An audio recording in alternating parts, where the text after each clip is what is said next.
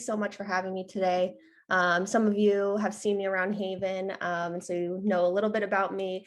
My name is Amanda Miller. I'm a self-publishing consultant with My Word Publishing. So we guide authors through the whole self-publishing process, so versus traditional publishing, as you most likely are more familiar with. So today I'm really excited to share with you 7 ways you can build your business with a book. They are, I've been with My Word for about a year now, and I've noticed business books are just an awesome, nifty tool that, quite frankly, not enough people really take advantage of. So I'm here today to share with you, how you can take advantage of this awesome tool. And before we get into it, I just want to give you a little bit of background on My Word Publishing. Like I said, we guide authors through professionally self-publishing their books. So we really ensure that we get our authors to professional cover designers, award-winning editors, all the works. We want to make sure that these books really look professionally done, and they're not, they don't come with the stigma of, oh, it's a self-published book. So we've been around for 8 years. We've produced over 500 books. A ton of our authors are award-winning, so we're super happy about that, proud about that. Like I said, we guide authors through the whole production, publication, distribution process. And we custom design every project that comes through. So we don't do any packages, and all the authors keep all of their rights and royalties, which is really unique in the self-publishing industry. A lot of people are taking rights and royalties. So our authors keep all of that. And we do all genres. So from fiction, nonfiction, cookbooks, and including children's books. So I wanted to start out with a visual of some of the book titles that we've helped produce. So from coaches, real estate agents, lawyers, consultants, we've produced books for service-based industries, but also product-based companies. We've even seen a car salesman and a DJ come through our door to produce books. So I thought that was really unique and interesting. The car salesman did a book where it's a book on what you should know before you buy a car. So he would give one out to every lead, and this really builds trust with the customer, right? And it keeps him top of mind. The DJ did a cute book on 50 top wedding songs, and that is also something that he could use to advertise himself as a DJ. So I share those 2 examples since they're kind of out of the norm. And really go to show that if you think on it enough, you can really create a nifty little book for your business. So I know we had someone who's attending today who's the owner of a cupcake shop, right? So what sort of book would be profitable and make sense for that business? So on a quick brainstorm, I was thinking, they could make a small book of top 25 cupcake designs. It could be a how-to book. Or you could even go a different direction. It could be a coloring book, right? Taking their signature cupcake and marketing it towards some of the kids, right? So let's say mom and dad are thinking of hosting a birthday party and they need dessert. Well, if their kid has been using this coloring book, from the shop for the past 3 months, who do you think is going to be top of mind in their household to use for, dessert? So it's just, again, a nifty little tool. Your branding is going to be on the front with your logo. It could be on the back of the book. Maybe you even have a special offer at the end for your products or your services. We're going to get to that a little later on. So yeah, over here you see that there are some coaches. We have Warrior Rise with Connie Jones. She's a coach. We have How to Thrive as a Real Estate Agent, real estate. Can I bring my pet monkey to work? This is from a lawyer. So we've really seen a wide range of services and industries. And many people ask me, so how many books do I need to sell in order to make back my initial investment in producing this book? And so what I have to tell them is, well, that's not the equation, because selling a one-off book is just one way to make money from a book. So another way, right, is number 1, raising your visibility. Your book becomes a hub in which you get access to so many more PR opportunities. PR is free advertising. That's what it is. So we want to take advantage of that. And of course, podcasts, they're going up 65% a year right now. So people are getting in them. And the great thing about podcasts are that they stay up there forever. They're evergreen. And the podcast hosts, they really work that search engine optimization. So it sits there versus radio, right? So radio reaches a bigger audience, but that's a one and done, right? So there's a difference there, but your book can help get you onto these different opportunities. One of the big things today is social media influencers, right? So either get interviewed by them or become one. Let's say you are trying to get featured in a magazine, right? Or on a podcast, and you're competing with someone else who does exactly what you do. But this time you have a book. So you beat out your competitors because now you're the expert in the field. And so a book can really be that key to getting on these, getting into these opportunities. So your book is that bridge to PR opportunities. And that's what's really great about this. Number two, a book is the new business card these days. The great thing about business books is that they're typically a lower word count. So an average fiction book is about 50,000 words. So it roughly turns out to 250 to 300 pages, right? You definitely have one of those books in your household.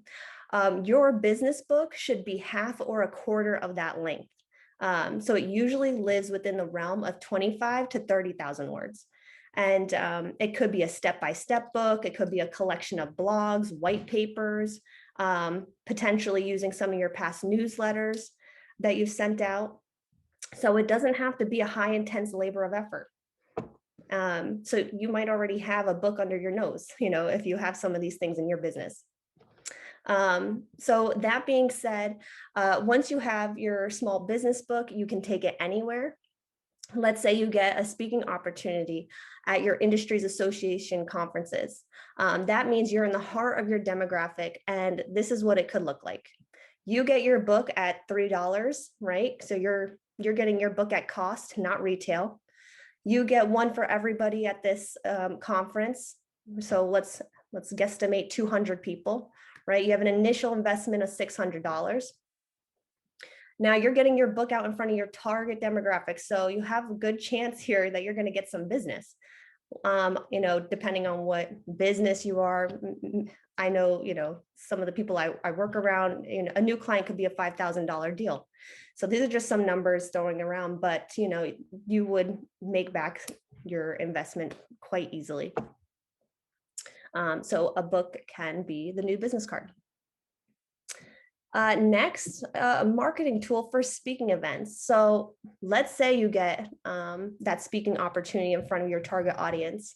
You can get your book in the sponsor's registration bag that they give out to everyone, right? So, and you can even get on their rotating video presentation, memorabilia, their website.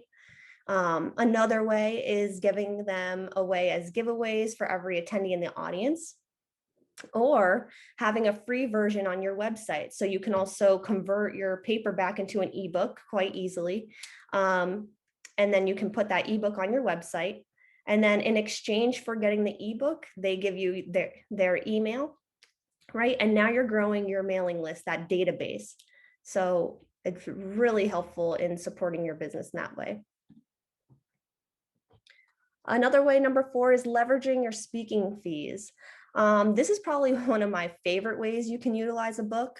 Let's say you're invited to speak about your expertise, right? But the organization, the event planner says they can't afford your price. Well, you can get a sponsor to buy a book for everyone in the audience.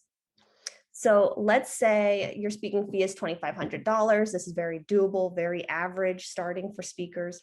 The event organizer says, I'm so sorry, we don't have that much money. Then you could say, well, if you can find a sponsor, the sponsor could buy everyone a book.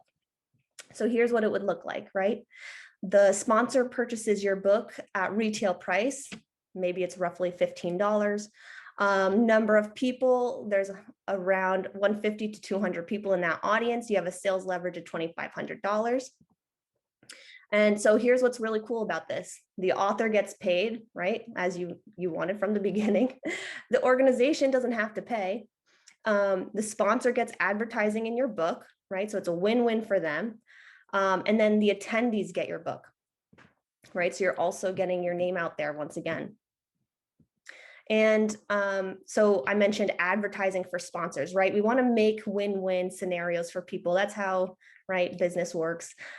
So if you did manage this scenario, right, you can update your book to incorporate the sponsor. So the first image here, you see, this is a one-page insert talking about the sponsor, a little bit of background in them, and it's in your book. The second image you see here is a cover design. So we can pop the sponsor's logo on the front cover. We can put a QR code on the back cover. When somebody scans it, it can go directly to the sponsor's website. So it's really cool, really nifty. The awesome thing about self-publishing versus the other routes that I mentioned, traditional, hybrid, subsidy, is that you have complete control over your own book files. Meaning you can update the cover, add a page if you need to, very quickly, seamlessly, and affordably. You don't have to go through, the hoops to make changes, whereas in other publishing models, it's either a big headache, or B, expensive. And when I say expensive, it could be up to $250 per new file uploaded. So there's a lot of power in owning your own book files and self-publishing. Sponsor partnerships.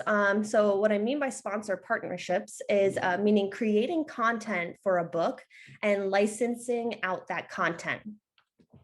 So a business coach, for example, may write a book about how to start a business and create generic content that other people in the industry can agree on. So like best practices, we want it to be generic, okay? Then what would happen is partners in that industry can purchase a license to the content and can use it on their website or platforms. Could be as an ebook. With their company logos and their marketing on it to build their mailing list and generate leads. Or they can bring these books, the paperback, to events as giveaways, right? So you'd create the content for other professionals in the industry. You'd sell your distribution rights, the licensing rights, and then the purchaser would give the book to their clients with their branding on the book, or use it as for their own speaking gigs and giveaways. So this little picture here you see is a book cover. So vitamin C3, this is an example. This woman, she wrote a book about vitamin C3 in business to connect, contribute, and celebrate my way to success. She wrote it and then sold this information to business coaches like herself. And then the coaches put their logo on it and gave it away as swag. So the coaches get their name out there without having to write a whole book. And the author who wrote it also wins because she's selling the content. So her partners can get their logo on the front, the back, take over the first page, really, individualize that. And you may have seen something similar in the real estate industry. So real estate agents do get a lot of information from companies and businesses that create content for them. And then they plug all their information in there. So their photo, their email, and use it. So it's a very similar idea to that. So essentially you could do the same thing with a book and make money selling off the licensing rights.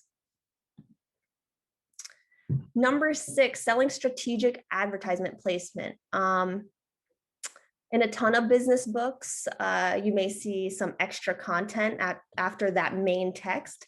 This is what we call the industry's back matter. In the industry back matter, so they're the additional pages at the end of the book. So these extra pages are a great space for advertising. So you can sell advertising in the back of your book in a number of ways. It could be based on the number of books sold. So the author keeps the advertisement up for the first 1,000 books sold. It could be for a time period. The author keeps advertisement in book for the first year, or even just a one-time lifetime fee. So for a certain amount of money, the advertisement stays in the book for a lifetime of the book. And lastly, the back matter is prime real estate for your business. So what kind of things can you add to that back matter? You could put your offerings, right? Your workshops, speaking, consulting, facilitating, your trainings, your products. Some people put a charity of choice. So let's say you choose a charity that you want a certain percentage of your royalties to go to. You can have a call out page sharing your charity of choice and explaining that. You can put your social media pages and platforms. It really depends what your objectives are and what you want to forefront. Maybe you want to really build that database, right? And then my favorite, an evergreen offer to build your mailing list or generate leads. And here's what that could look like. So you could put back of book bonus material. This free bonus here by Dr. Donna Marks. She is a psychotherapist and addiction counselor. So she offers a free meditation, or you can sign up for her online course. So these are things in her business that are always going to be around. And it's going to generate business for her. It's going to, build trust with people, and it kind of gets people in her pipeline. Some other examples that you could do, you could get a 10% discount off of your first order when you take a picture of yourself with this book and share it to Facebook or Instagram, right? So you're incentivizing people to almost continue marketing for you, and you'll give them a sweet deal, a little 10% discount. If the cupcake shop owner is here, maybe your offer is they get a discount after you leave a Yelp review on your business, right? So a nice little win-win here. You could do a call to action, follow us on social media or subscribe to a newsletter. And then if you want to grow your database, right, here's just a quick example. You'd obviously have to spruce it up and make it more enticing, but, get my 10 free smoothie recipes by going to my website. And, they go to your website, they see the pop-up, oh, get these awesome 10 free smoothie recipes. You're getting their email. They get some recipes. And you get the point. And so one of the things we hear a lot is, what if I'm not a writer, right? So actually 80% of our clients are not trained writers, but what will make a good book are the insights and industry knowledge with your twist on it. So if you do have blogs, you do have newsletters, white papers, this can all be a really great start. But like I said, it's just a start. I would really encourage you to consider some of these other vendors. So a writing coach, they really create a structure and outline for the book, mapping it out with you and supporting you through the writing process. Skilled editors, right? They help create that connective tissue. Let's say you do have a whole bunch of blogs. Well, if you just put a whole bunch of blogs in a book, it's not going to make a good book. We need that connective tissue that makes it all come together. So a skilled editor can help you do this, make it cohesive, right? We really want this book to be a powerful tool in the way that it addresses and captivates your audience. Publishing coaches or consultant, that's what I do. I guide authors through the whole process, right? So giving them industry insights and streamlining the whole process so we can get it done, make a really quality book. I know somebody asked me, what is the most important parts, like what is the most important to spend your money and time on when self-publishing? And here's what I would say. These are getting a really good book designer, getting a really good cover designer and editors. This is what really separates, the amateurs to the more professional looking books. Again, people do judge a book by its cover. It's just the reality of it. And we really want you to look professional, right? It's representing your business. So I really wouldn't skip out on these pieces. And then marketing experts, right? So after you do have a fabulous, polished book, we want to get it out into the world, right? And book marketing is a whole nother step. But if you are in business, you probably already have some things in the works. So we can always work with that as well. And lastly, I do offer free 30-minute consultations. We do, at My Word, we do work with people in 4 different ways, really. So the first would be by the project, full project management. The next would be by the service. So let's say you're more of a do-it-yourself kind of person. you can just hire us by different services. We do work with people by the hour, consulting time, and also by the question. So there's various ways to work with us. And, the best way to really get you your, costs and timelines that are specific to your own book, because it really depends on a whole bunch of factors. The best way to do that is really through a free 30-minute consult. So if there's any questions at this time, let's see. And I'm just trying to get to the chat. See anything there? If you stop share, Okay. if everybody can, then maybe you can. Okay, I'm back. Okay. Where do you get your book designers? Do you have people on staff there? Yeah, so we work with third-party vendors, and we've already vetted them out, make sure they're really good at what they do. A lot of them are award-winning. So yeah, we hire it out.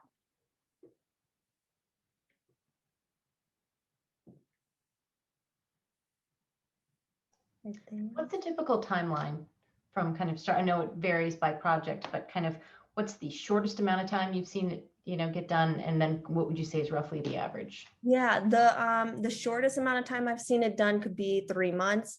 Longest would probably be a year. Again, really kind of depends on where somebody's at with the manuscript itself. So some people don't even come to us with the manuscript. They want to work with a writing coach and work on a book. And then they're at the very, very beginning. Some people have the manuscript written and then they have to go through a certain amount of editing. Depends, some people need development editing, which is the very beginning. Some need to just go through a copy line and proof. So we have to get that assessment. And if I have somebody who already has like blogs and newsletters, maybe they just need to go through a couple things of editing, and then the production is pretty seamless, and I would say 2-3 months to really get it done. Good question. Do you have a favorite book that you've done? I do. Oh no, where is it? It's in my stack of books, but I just finished a book called Pink Elephants, and by Christy Teixeira, and it's a mother's true story of it's a memoir on getting her daughter through this life-threatening illness, really. And working with this author has just been incredible. I loved the I'm a huge creative, so we part of the process is getting on these cover design calls, right? And we just throw all these ideas out there, and we're really customizing it to the client. And that was one of my favorite projects because it's such a such a huge part of her life, and to make this book really come to life and be exactly what she wanted. And she's doing fabulous. Like, I see some of her reports, book sales, and I'm like, she's blowing it out of the water. And she's actually a interior designer who just now wrote a book, and she's killing it. So that was one of my favorite. So anybody else have any questions? Yes, I have a question. Hey, I'm not going to show my face today, guys. I'm heads down preparing for a speech tomorrow, so really heads down. I just want to share something. Well, I didn't have my video on, but Amanda, I did a book, self-published myself, called Teen Money 101. And because I want to show you, I'm going to turn my camera on. I'm really heads down today, but I did this. Okay. I published 10 years ago, and when I published, I used this. I suppose this, probably should know this. Okay. And if you look at the tabs, I read through the whole book and followed it soup to nuts. And my younger sister did this, and we had a lot of really good, everything that you had just now on your map in terms of TV, radio, PR stuff, etc. We did a lot of that. We taught around, I live in Norwalk, so we talked at every high school in Norwalk. We work with Carver Center, and the book is called Teen Money 101, for those of you who didn't see it. And just had a lot of, just still having, 10 years later, I just give 100 books to the Norwalk High School, and another part of the high school needs another 100. So been having a really good road and run with that book. I'm ready to republish, and it's really tough. This takes a long time to do. Amanda, I'm going to recommend you to some people who I know who live in Armonk, who are publishing, and they asked me to help them. And Yes. because self-publishing, following this book takes so much time, I told them no, I was not going to help. Yeah, it does take some time. And also what's really cool about My Word Publishing is that not only do we, get you to professionals, we produce an awesome looking book, but there are steps like foundational marketing that we also put into place, that we optimize these Amazon accounts. There's a whole back end to Amazon. I never knew this before I started here. And so getting that optimized, and, because Amazon's such a huge search engine, right? We really need to hone the system. So part of that project management is really making sure we're getting our authors set up for success, even on that back end of Amazon. So I'm going to definitely call you, Yeah. send you email and talk to you. Would Because love I'm at the stage where I'm looking to license right now. And Okay. my book is online in Spanish, and just been doing a lot of things during this pandemic. Wonderful. Yeah, Thank you. that's Thank you. fantastic. We have some more. Kate has a question. Kate's on mute. Kate, did you want to ask your question? Yes, did maybe Dorothy want to go first? She had a Sure. question. What is the biggest cause of failure? Oh, good Dorothy. question. But honestly, I've seen it's a culmination of things. I would probably chalk it up to not wanting to spend money because editing, right? Like editing costs money, but some people don't want to do that. And that really changes the quality of a book. If somebody doesn't want to get a professional cover designer, right, because of money, or, that's gonna really be part of the downfall as well, because there's marketing in just that cover design. The back of the book blurb, that marketing piece on the back, that needs to be really good. Some people, right, they do their self-publishing and they do it themselves without incorporating any of the professionals who've really been in the industry. And so I would say, the biggest cause of failure is almost not engaging with professionals. So if you want to do well, you kind of got to get professionals involved. Okay, and my question was, I was gonna say it might be a little bit too specific for my field and for my profession, but I'll ask anyway. Okay. And it's kind of more of like a pointing in the right direction, because I know a lot of the interior designers and architects publish books pretty much of their work, whether it is kind of duplicating the content that's on their website, but kind of going further and explaining what their design process was while working on a particular project. I wanted to see, like, if you have a pointer, like how effective publishing a book like that really is. And if there are any kind of like research places where I can find sort of like statistics that said, like a book that is an extension of your website is effective in these ways and not effective in these ways, or like a book about, for example, design or architectural design principles, and then you show how you approach those design principles and what your results are in that way, like how effective is that? Primarily towards gaining new clients. Like that would be my, for example, main goal and main reason why I would, publish a book like that. Right. And honestly, for you, and because we've been in these HAYVN networking groups together as well, your field is so highly visual that I actually think a book could be a home run, because if you do have examples of your work, you could do maybe like either it could go different ways. I'm thinking a coffee table book, or you could do like a very small, maybe it's 20 pages or less, just like you said, kind of very visual. And then also interlace in it is your, your approach to your field. I don't have statistics, but I'll keep that in mind, and I can always get back to you over email. Yeah, do you know if there are any kind of like, I guess that would be maybe even market research kind of. Yeah, I can get back to you on that, because I haven't personally worked with the interior designer, but on that, but maybe somebody on the team has. Yeah, yeah. And yeah, like most of the design books that I've seen are kind of like coffee table style. Yeah. Okay.